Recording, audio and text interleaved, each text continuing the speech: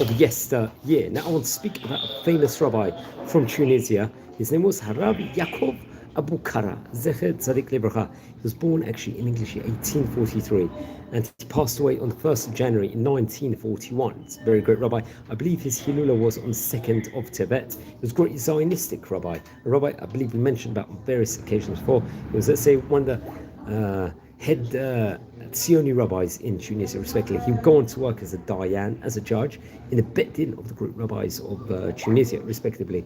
And this would have been, I think, between 1914 to when he passed away in 1941. He would be work as a chief rabbi of the Kehillah, of the congregation in Tunisia that actually came from Livorno, I believe, respectively, Granana, if pronounced another way. Now, it's interesting.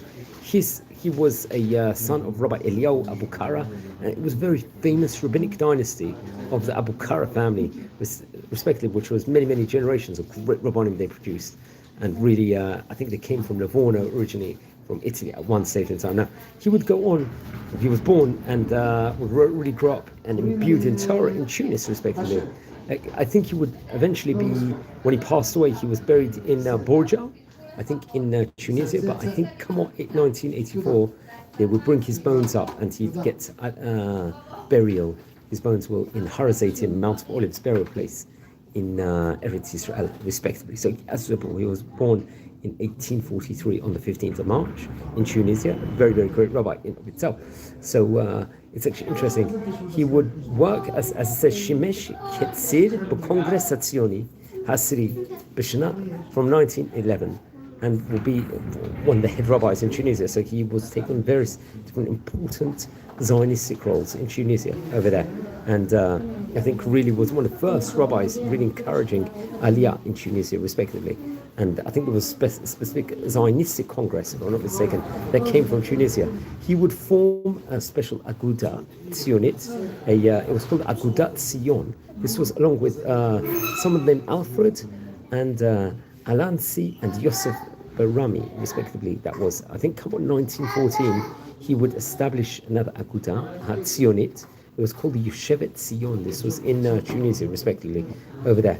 And there was, I think at that point in time, there was a strong want and the need to bring about various different Zionistic organizations at that point in time into Tunisia and really promote Aliyah at that point in time, and Yishuv Eretz Yisrael, and which was absolutely phenomenal in itself. So the Agudat Tzion will be set up. I think it was in correspondence with other rabbis from Europe and European personalities, Zionistic personalities at that stage in time, and they really concentrate on the studying and teaching Ivrit.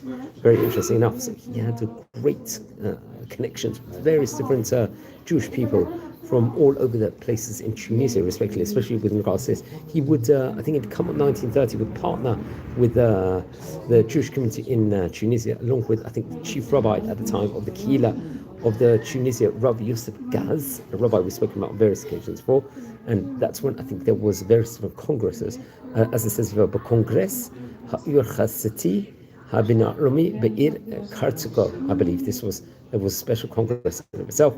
And very much they would have connections with other countries in North Africa, I believe, within regards to that.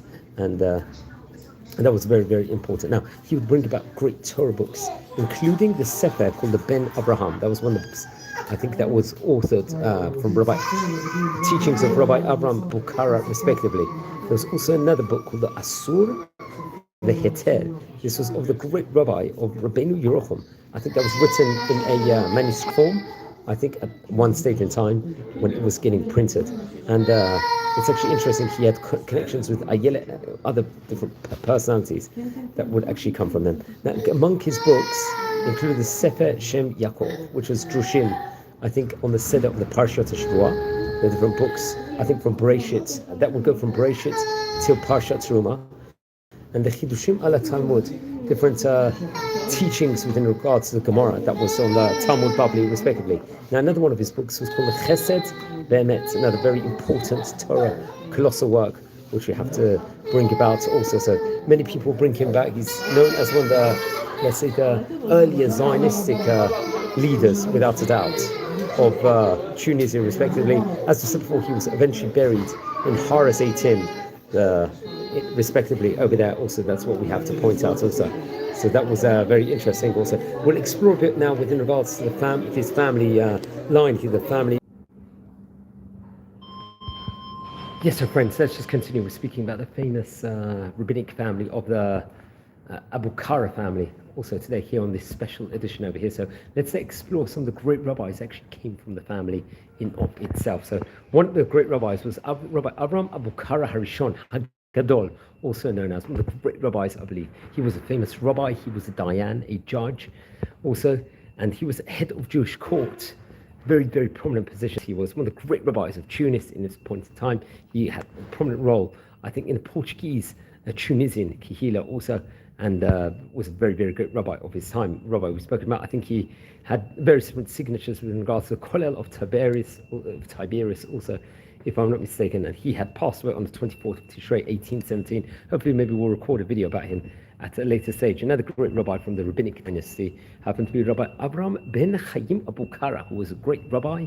He was also a dayan, a judge, and one of the great rabbis in Tunisia. I think he passed away in 1872, if I'm not mistaken. Another very famous rabbi was Rabbi Avram ben Moshe Abukara. He was a dayan, he was a Kabbalist, he was a grandson of Rabbi Avram Abukara Harishon, respectively, one of the great rabbis of his family. I think he was part of the Bet Din also there in Tunis, and had a connection with Rabbi Daniel Cortozo, if I'm not mistaken. He was appointed the head of Jewish court. He was the author of the Biurim Vechidushim, and a book on the Shulchan Aruch on Yoredea, also respectively on the code of Jewish law, and the various different great books, important books in itself. I think he would deal with in regards to Shechita, so Yain Nesech, for example, and was a very great rabbi. Now, another great rabbi from the rabbinic family was Rabbi Gabriel Abukara, also, who was an educator. He was not just a rabbi, educator. He actually passed away on the 21st of Kislev, back all the way to 1751, so you can see what a great rabbinic family he came from.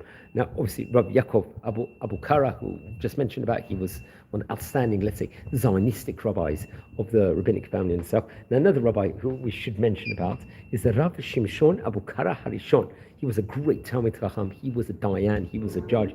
Also, one of the great rabbis. He was part of a generation of other great rabbis, including Rabbi Masud Raphael Al-Fasi. He would learn in the Beit Midrash of Rabbi Yitzchak Lombrazo, also, which we have to point out, which was very, very prominent position over there. And Rabbi, we spoke, I think we actually recorded a video on Rabbi Lombrazo not so long ago. And I think he himself passed away in the year 1769 it was, so we're talking about nearly about 200.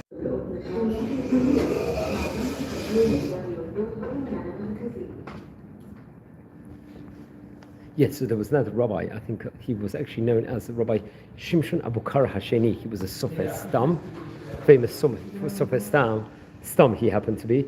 He was close with other great rabbis. I think he actually would author Haggadah Shel Pesach also, which is quite interesting enough, on the Derech HaMedrash, as they say, over within regards to various medrashim. He passed away in the year 1860. So we can see it was a famous rabbinic family in itself. It was a famous Zionistic rabbi. He really did a lot within regards to making Aliyah to Eretz Israel. And his Hilula is a while away at the start of Tibet. But please learn more about him, learn more about the great family, and please subscribe to the channel. Friends, we are nearing a staggering at the moment 7,500 subscribers on the channel, which is a phenomenal achievement. If you descend from any of the great Chachamim we are speaking about, send me an email now, please, and let me know more information on them. Subscribe.